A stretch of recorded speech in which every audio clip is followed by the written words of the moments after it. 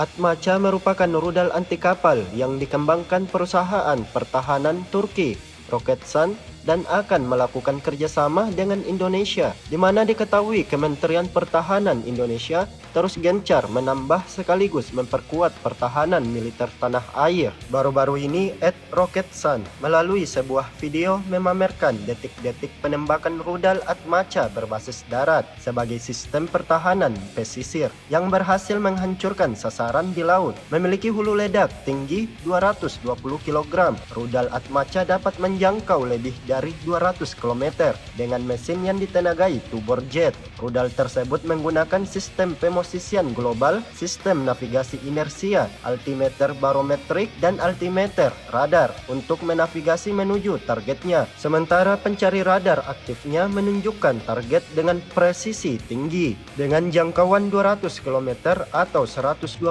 mil, peluru kendali ini menimbulkan ancaman besar bagi target yang berada di luar garis pandang karena hulu ledak fragmentasi eksplosifnya yang tinggi. Data link modernnya memberi Atmaca kemampuan untuk memperbarui target, menyerang ulang, dan menghentikan misi.